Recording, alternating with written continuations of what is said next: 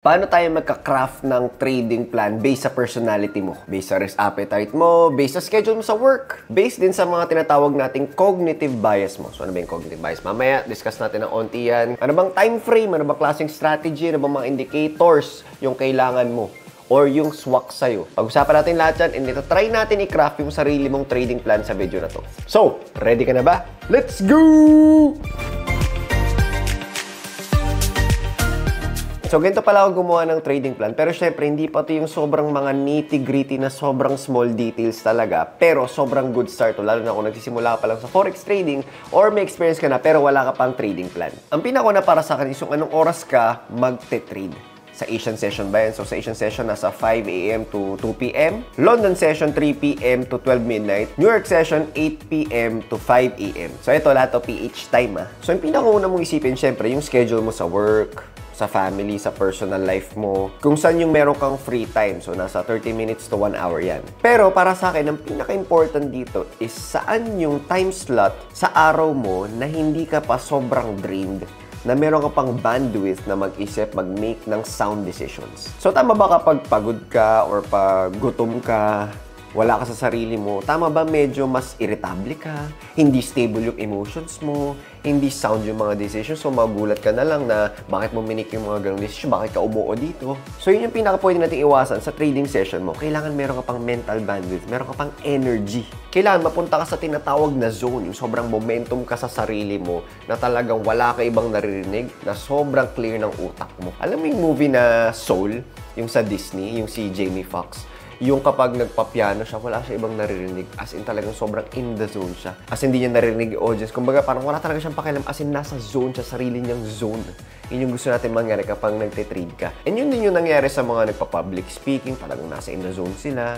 Or sa mga basketball players na kapag nandun sila sa game, tapos sunod-sunod yung mga shoot nila. So, meron ding isang technique na ginagawa ko para mapunta ka rin sa zone. Lalo na syempre, hindi natin maiwasan na sobrang dami nating iniisip sa buhay. So, ang ginagawa ko lang is yung very simple lang na meditation. Ano yung very simple na meditation lang? Di ba? Like ko tinuturo dito, yung end state. Very important na bago ka mag-trade, ayan, i-relax mo muna yung sarili mo. Diba? Baba mo yung shoulders mo, baba mo yung tongue mo. Sobrang relax, as in relax ka talaga muna. Tapos empty mo muna yung mind mo. And then, kapag okay ka na, nakaka-relax na, nakakahinga ka na ng maayos, inhale, exhale, tsaka mo ilagay yung end state mo dun sa session na yun. Ano yung end state mo? Nakapag-make ka ng sound decision, hindi ka naging greedy, hindi ka nag-revenge trading. As in, sobrang solid, sobrang kalmado mo, and sobrang saya mo nagte-trade and nag-a-analyze. Ganun lang kasimple. Pwede mo ilagay sa end state mo na after ng trading session mo, sobrang ganda ng trade mo at nanalo ka. So ano ba yung pinaka-okay, coach? Before work, after work, during work, or lunch break? Again, depende sa'yo yan. So mamaya pag-usapan din natin kung ano bang klaseng trader ka para pwede mo rin yun makonsider kung anong oras ka magte-trade. So ako personally, ang nangyari sa akin, pag-gising ko, syempre sobrang empty pa ng utak ko kasi nakapag-relax ako, natulog ko. Mag-a-analyze na ako ng charts. Okay? Kasi yun yung pinakamadaling oras para maging in the zone ka. Kasi hindi ka pa nagbubukas ng Messenger, hindi pa dumarating yung mga problema or what, hindi ka pa nakabukas ng Facebook, hindi mo pa narinig yung mga mga gossips. So, very empty pa yung mind mo. So, sa morning, nag-check ako, nag-a-analyze na ako. So, ang pasok ko ng trades ay after 3 p.m. and after 8 p.m. So, onting hintay pagkabukas ng London session and onting hintay pagkabukas ng New York session. Check ko muna kung paano yung galaw ng market. Then, tsaka papasok. So, which brings me to my next point na very important na meron ka ring preparation time. Kasi iba, nangyayari is may free time sila. Nangyari, biglaan free time nila. Nasa train sila or nasa lunch break. Pagka-check nila ng phone nila, nakita nila, merong bearish engulfing. Sell. Sell agad. Pero hindi naman nag-prepare beforehand. So, nangyari na nag-sell sila, natalo sila, nakita nila na, ay, dapat pala hindi ako nag-sell dito kasi uptrend pala. Or kaya, dapat pala hindi ako nag-sell dito kasi wala pala matinong resistance, yung mga ganun. So, yun yung mga iwasan natin. Next is kung anong time frame ba tayo. Okay? So, ako, sa mga newbies, ang pinaka-suggest ko, isang time frame lang muna. Yung 5-minute time frame. Bakit? Kasi doon, sobrang bilis sa mga candles. Therefore, mas marami kang reps, mas marami kang experience. So, bakit ko masasabi yan? Kasi nung nagsisimula ako, well, hanggang ngayon rin naman ginagamit ko yun, mas mabilis akong natututo kasi mas mabilis yung feedback. Kumbaga, alam ko kagad kung natalo ko, then pwede ko i-review agad kung bakit. Diba? Hindi siya nagtatagal ng isang buong araw or ilang days. As in, mga 1 hour, 2 hours lang, ganun. So, pwede yung panimula, 5-minute time frame muna. Kasi nagbe-build muna tayo ng reps. Diba? Parang sa gym, diba? Reps muna ng reps tayo. Hanggat maaari mag-build tayo ng maraming reps, maraming experience, para mas ma-practice natin kung paano mag-analyze ng market, diba? Para dumating sa point na parang yung iba sa inyo, na isang tingin na lang, alam nyo na yung gagawin, alam nyo na lagay sa support, alam nyo na yung lalagay yung mga resistance, alam nyo na kung bakit ganito galaw ng mga moving average. Bakit? Kasi through reps. Pero kung hindi mo naman kaya na ganun kabilis, I suggest na sa 1 hour time frame ka muna kapag newbie ka pa lang. So ayun, every 1 hour yung candlesticks. So hindi ka masyado nagmamadali. And also, hindi mo kailangan tignan mayat-maya yung chart kasi pwede mo siyang tignan kahit after 6 hours, after 1 day. Kasi yun nga, mas mabagal yung galawan niya. So usually yung sinasabi nila mga swing traders. So yung swing traders is naglalast ng mga 3 days or kahit maximum a week siguro yung mga trades nila, okay lang. Kasi sila yung mga tipo ng tao na okay lang kahit matagal yung feedback. Bakit? Kasi pwedeng doktor ka na madalas wala kang routinary na sked na sinusunod na hindi pwede na magising ko ganito. Hindi pwedeng ganun. Minsan makakasilip ka na lang during free time mo na bihira lang. Ayan, pwede ka mag-swing trading. Yung mga day traders naman yun yung may mga gusto nila mabilis yung feedback. Parang ako, medyo impatient ako maghintay ng results. Okay? So, syempre, iba naman yung pagiging patient sa pagpasok ng trade and yung sa results. Ako, impatient talaga ako sa paghintay ng results. Ayoko yung sobrang tagal. Gusto ko, pagkapasok ko, may feedback agad. Tapos, refine na agad. So, kung ganun ka, pwede ka maging day trader. Ayan, naglalast ng mga less than 1 day mga trades. Ako usually, mga 2 hours talaga, ganyan. Pero syempre, nag-iiba-iba naman case to case. Pero mostly, nasa ganun talaga. Coach, paano yung multi-time frame analysis? So, kung nagmo-multi-time frame ka, pwede naman dalawa muna. Okay, dalawa. So, meron kang, number 1, meron kayong higher time frame na kung saan ka maglalagay ng bias. Okay, ibig sabihin, pag nakita mo sa, for example ako, sa 1 hour chart, nakita ko uptrend. So, maghahanap ako ng opportunities to buy. Medyo lumalalim tayo, pero mamaya discuss natin lahat yan. So, nakita ko, nasa support na, hanap ako ng confirmation sa M5. Okay, ganun. Pagdating naman sa swing trading, pwedeng H1 and H4, and pwedeng daily and 1 hour. Okay? So, yun yung mga pwede mong i-test and verify kung ano yung swak sa'yo. So, again, yung higher time frame, andun yung bias, kung mag-buy o mag-sell. And yung lower time frame, diyan ka maghahanap ng confirmation na G ka na mag-buy or mag-sell. So, move on na tayo sa pinaka-technical, yung MATE formula natin. So, letter M muna tayo, yung market direction. So, ang tanong, saan ka bang magte-trade? Sa trending markets or sa mga reversals, mga breakouts? Paano malaman yung para sa'yo? I suggest na i-try mo, diba? Pero yung pinakauna mong itatry, kung wala ka masyadong itatry na strategy, is yung trending market. Bakit? Kasi mas marami yung mga trending kasi yung mga reversals. And mas madalas nagte-trending yung market kasi nagre-reverse. Diba gusto natin ng more reps? So, maganda mag-reps tayo dun sa trending market. So, uptrend ba yan or downtrend? Pag uptrend, syempre, magbabay tayo, maghanap ng buying opportunities. Pag downtrend, maghanap tayo ng selling opportunities. Sa reversal naman, yan yung hinahanap natin ng mga patterns na double top, double bottom, head and shoulders, inverse head and shoulders, or yung mga change of structure, yung tinatawag nila, or change of trend. I think meron akong mga ibang patterns na video na ginawa ko dati dito. Personally, favorite ko mag-trade ng reversals. Pero mostly ng income ko, nasa trending markets talaga. Like kung sinasabi, di ba? Pag nag-trade ka against the trend, para kang nagsasurf na papunta dun sa alon, hindi along with the alon or with the waves.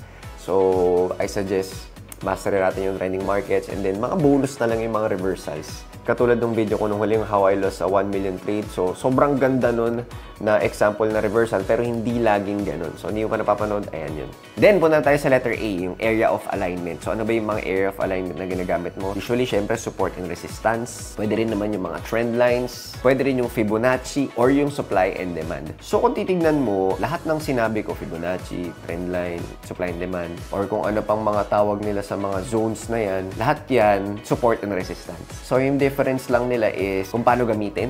Yung iba nagfi-filter sila ng support resistance kasi yung iba sinasabi sobrang daming support and resistance. Lahat naman support and resistance. Pero again, it all boils down to having reps and experience. Kasi ganoon din naman ako. Nagsimula ako, bakit lahat yan support resistance? Lagi ko lahat. And then unti-unti nare-realize ko kung saan na talaga nagbabounce yung price, saan sila nagre-react. Then unti-unti kong na-filter until sobrang unti na lang support resistance ko, pero quality.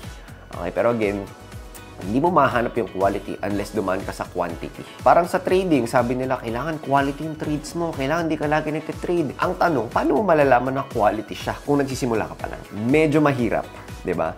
That's why, pinapafocus ko kayo sa M5 para quantity muna until mag-build ka ng reps, then ma-realize mo ano ba yung mga quality na trades based dun sa backtesting mo or sa demo testing mo. Parang yung sa, may dalawang classes daw ng mga estudyante, mga photography students. Yung isang class, sabi ng teacher, bigyan nyo ko ng isang sobrang quality na photo, each student. Yung pangalawang, sabi niya, bigyan nyo ko ng 100 na photos. Alam nyo ba na almost na lahat na magandang photos nanggaling dun sa pangalawang class, hindi dun sa quality na class, dun sa quantity. So, minsan, para makakuha tayo ng quality, kailangan natin ng quantity. So, again, back to area of alignment. Dyan tayo naghihintay na pumunta yung price kasi dyan tayo magpe-place ng trades. Bakit? Kasi alam natin, dyan magre-react yung market and then dyan yung pinaka-efficient na maglagay ng trade kasi maganda yung risk-reward ratio which is pag-usapan natin later. Personally, again, ako, SNR lang, support resistance. Minsan nag-trendline ako, pero support resistance pa rin talaga. So, trendline pero may support resistance pa din. Sobrang bihira supply-demand. Mas bihira Fibonacci. Okay, so parang good to know lang din yun. Pero bihira ako gamitin. Pero I think may mga ibang students tayo na ginagamit yun na nag-work sa kanila. So again, depende yung kung ano yung mag-work sa'yo. So next na tayo sa MATE formula. M tapos na, market direction A, air alignment. T, timing na tayo. Kailan ba ako papasok sa trade? So alam naman natin, yung pinaka number 1 na pinaka-favorite ko, favorite na lahat, candlestick confirmation. Ano yung anim? Hammer, shooting star, bearish, bullish, engulfing, evening star, morning star. Ayun yung anim yung favorite ko. Kung gusto mo pa ng mga kakaibang mga army men, soldiers na ano, kaya ikaw na balaran. Basta ako, yun yung anim na lang. Yung iba yung timing nila, pending orders. So, madalas yung mga buy stop, sell stop, sell limit, buy limit. I think may video tayo dyan. Ito, paano gamitin yan. Yun yung mga nagsabing di nila kailangan ng candlestick confirmation. Kasi, based sa experience nila, doon talaga nagre-react yung price. Okay, so may mga ganun talaga. Meron din naman nagso-stochastic. Alam mo yung stochastic? Stochastic or yung RSI. Yun yung mga momentum indicators na nagsasabing overbought na, oversold na. For example, ito yung trend. Diba? Tapos biglang bumaba na, tapos nag-oversold na, tapos sakto, nasa support area, ayan, magbabay na sila. Kasi akit na raw, based sa stochastic or RSI. Kung medyo marami-rami kang trades, I suggest stochastic. Pero kung sobrang unti ng mga trades mo, sobrang quality lang talaga hanap mo, I suggest RSI. Kasi mas volatile yung stochastic. So personally, ang ginagamit ko, candlestick confirmations lang. Sobrang bihira, pending order. Sobrang bihira. Stochastic, halos hindi. Pero again, si Coach Kares gumagamit ng stochastic, favorite niya yan. And may mga students tayo mga gumagamit yan. So, kung ano man yung pinaka mag-work para sa'yo. Kasi, again, yung trading plan, para tong character mo. Diba? Never tayo sobrang magkakapareho. Unless kinopya mo. Pero, at some point, babaguhin mo rin ng depende sa'yo. And letter E na tayo, yung exit. Ilang pips ba? Saan ba maglalagay? Usually, pag nagsimula ka, 1:1 risk-reward ratio talaga. Tsaka na tayo mag-focus sa yung mga 4RR, mga 5RR, yung mga 1:5, ganyan. Kasi bababa talaga yung win rate mo nun. And kung hindi ka pa gano'n ka-experience, sobrang tanggal yung confidence mo. Baka mag-quit ka kagad sa Forex. So that's why I suggest kung simula ka pa lang 1RR, 1:1 risk-reward ratio. Tapos, pataasin mo lang yung win rate mo from there, 60, gawin mo 70. And then kapag yung naging 60, 70 na, tsaka ka mag 1:2, unti-unti mo, 1:1.5, 1:3. Also, kapag nagsisimula ka pa lang, try mo muna yung major currency pairs. So, ka muna mag-gold or mga minor pairs. Tapos, pag nasa M5 ka, 15 pips SL and 15 pips TP. Yun muna. And then, kapag nag-accumulate ka ng experience, tsaka mo i-adjust mga TP mo and SL mo according to structure. Siyempre, di ba? Ang tinuturo ko madalas is yung, for example, magbabay ka, syempre nag-buy ka sa support, yung SL mo is below the support level. Okay, tapos may konting leeway, di ba? May allowance. Tapos yung TP mo just below the resistance. Okay? So kung hindi ka pa masyadong comfortable kasi magko-compute ka ng mga lot sizes and everything, pwedeng fix muna na 15 pips SL and TP. Pero ako personally, ginagamit ko pa rin yun, 15 pips na SL and TP. Bakit? Kasi nasa M5 time frame nga ako, so mabilisan. So isang lot size lang din yung ginagamit.